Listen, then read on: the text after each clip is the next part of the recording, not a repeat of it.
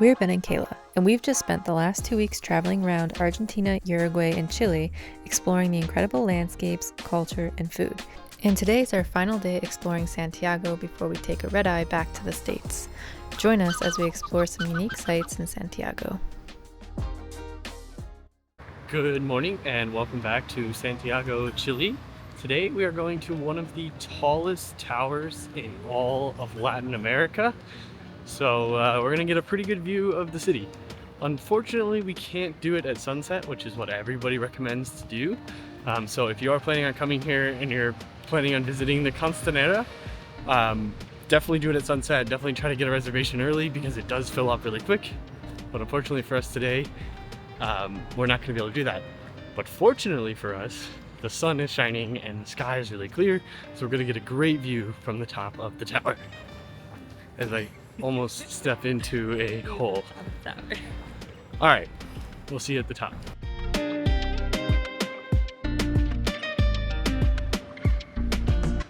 One of the interesting things here is I've seen more gasoline bicycles, like think of an electric bike but with a gasoline motor. It's very interesting. I've not seen very many of those around the world, and I've seen one here. I'm sure that they're common in places like Thailand and other Southeast Asia countries, but I've never thought that I would see them here. It's kind of cool. I do think I would still rather have an electric bike though, because I feel like the loud noises make them like really hard to ride anywhere but the street.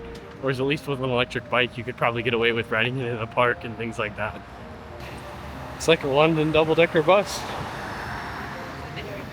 Yeah.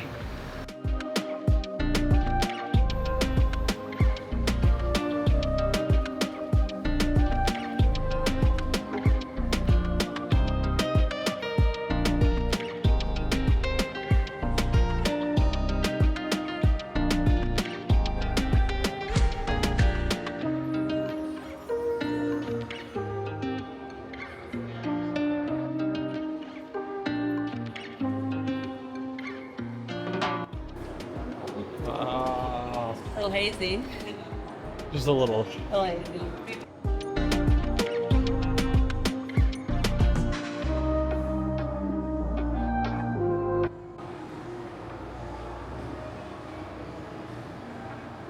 This is nice. It's definitely a little hazy today, so it's a little harder to see the mountains, but you still get a good view of the city, and I think it's like 11:15 a.m. right now, and there's not many people up here, so if you're looking for like a quiet time, now's probably good. If you're looking for an outstanding view, probably sunset is what you want. I mean, it's an outstanding view either way, but sunset is really like the peak time. It's probably also really busy at that time, so take that and do what you will with it, but it's nice. Unfortunately, it's probably mostly not natural haze. Santiago does have a major issue with pollution because it basically sits between two valleys of large, high mountains. The pollution that happens in Santiago gets mostly stuck over Santiago until there's a big wind or a big rain that kind of washes it out of the air. But until that happens, there's almost always a haze over Santiago. So if you're expecting to always get those amazing views that you see on television or if you see on Instagram, those are pretty rare here in Santiago because they only happen like either right after a rainstorm or right after a windstorm. Where are we going, Ben? We are going to the open sky access, which I'm hoping is like outdoors. It means I won't have to deal with all the camera reflections of the glass.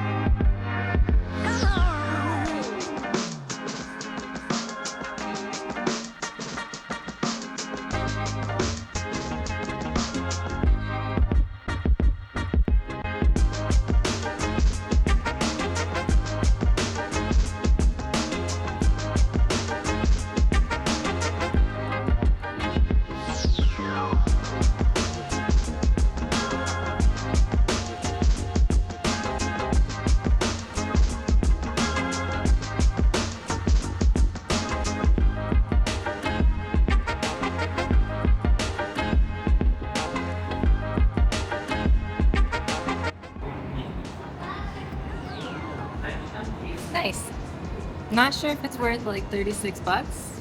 It's pretty cool. I think I'm starting to make Kayla a little cheap like me. I know. So, Problem. as much as I say that I'm cheap, I'm like, I spend money on like really expensive hotels and then like cheap out on other things. So we're like $18. $18? Yeah, it balances out. To be honest, we did get our current hotel with miles and points, so just in case you're thinking that we spent like $1,000 a night. This is kind of similar to the Sky Tree in Japan, in Yes. Tokyo.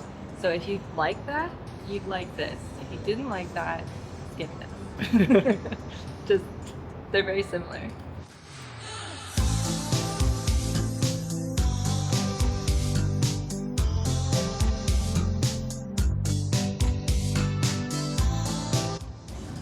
So that is one of the mountains there that borders the city of Santiago, which is what keeps all of this like smog and haze over the city. That camera supposedly detects forest fires. Ready to go down? Yep, let's go. Right.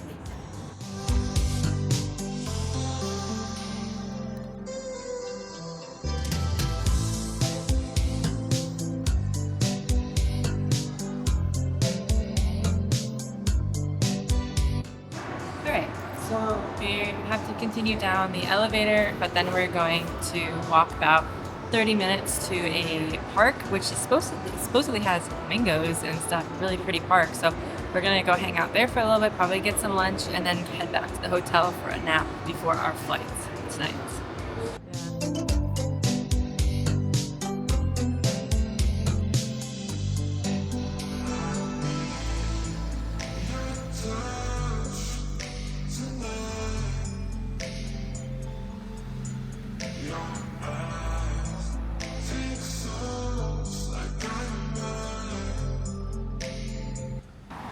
Wow, it's kind of some cool art.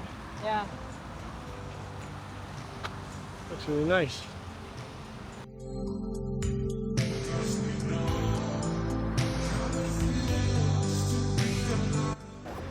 We have made it about 0.7 miles to the park. We're at the very, very edge of the park, and I think where we have to go is all the way at the other end of the park. So we're gonna continue to walk along this nice path and veer into the park and hopefully see some flamingos. Yeah. The hotel concierge also recommended that there was a restaurant here that we should try, so we're gonna try to find it and see if we can give it a try. Also, there is a airplane pulling a glider above us, so I'm gonna try to get some video of that. That's so cool.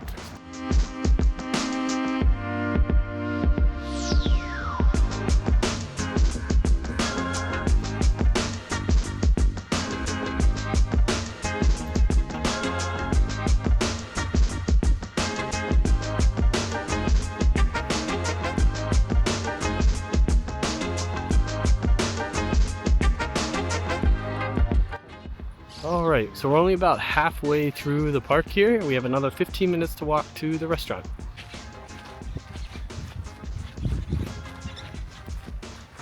Definitely some parrots in that tree. Oh, I see one. He's a parakeet. He's green. You see him right there?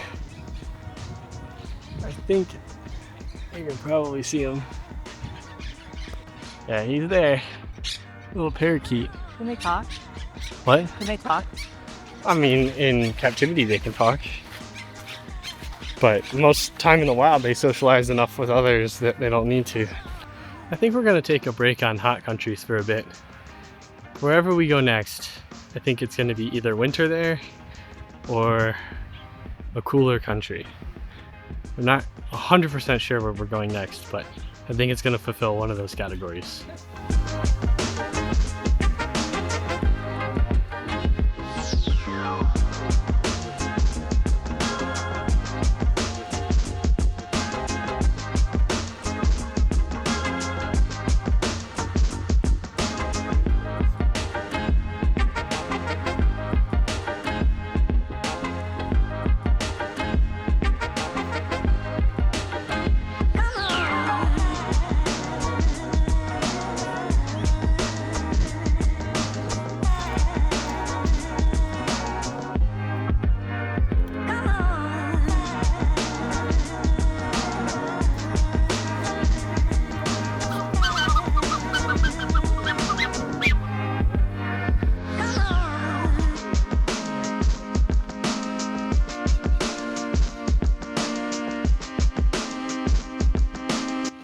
Okay, so no flamingos, but lots of cool ducks and birds here at the park. It's a really, really nice park. I do highly recommend you come here if you're looking for something to do. But now we're gonna probably go to the restaurant that's in the park or one of the food trucks, get some lunch because it's almost 1 o'clock, and then we're gonna head back to the hotel so that we can take a nap before our a few hour nap before our flight tonight, because our flight doesn't leave until like 11:50 p.m.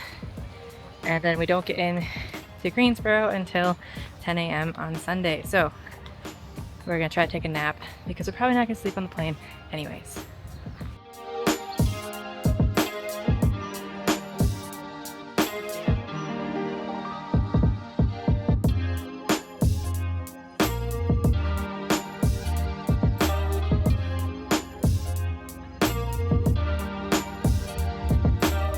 Yeah, we stopped at this killer pizza food truck place. We walked past it earlier and we both were like, oh, this would be what we want for lunch. And so, yeah, I think that's what we're gonna do today. We also got this lemonade and fruit juice mix, so it should be interesting. The hotel did recommend the restaurant at the end of the park, and it does look really, really nice. It's not fancy, but like not fancy. And it's nice. I'll throw in a picture. It's nice. But we're like, why don't we just do something simple and more our style, and it's probably a little more affordable. So we're just doing some pizza, and then we'll head back to the hotel for our nap and packing before we head to the airport tonight. Yeah, absolutely. We also have to pay for an iPhone, so yeah, you gotta save that money and pay for the iPhone we want.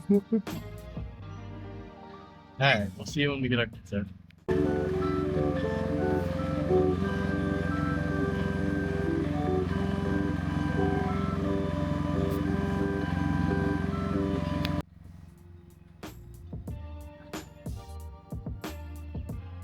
Very good. So Ben, show me your... This is what we got. It's a little bit of oregano and chili pepper flakes. Oh, it's a huge slice. It's called Killer Pizza, and they sell XL pizza slices. So Wow. I think this is why we really like them. We walked by and we're like, ooh, this will be great for lunch. A little bit bigger than probably what I can finish, but it'll be good. Good thing we only got one slice. Like each. Oh, yeah. I was like, do you need 2 slices of pizza? No. We could have had 1 slice to share, to be honest. Probably. Alrighty, so we just finished our pizza and we are going to head back to the hotel here very shortly. I don't think we're going to walk back. I think we're going to take a quick Cabify back in order for us to go back, because otherwise it's a 33-minute walk and it's almost 1:30, and I think I wanted to get back by about 2 so that we can finish packing and then take a quick nap. Alright,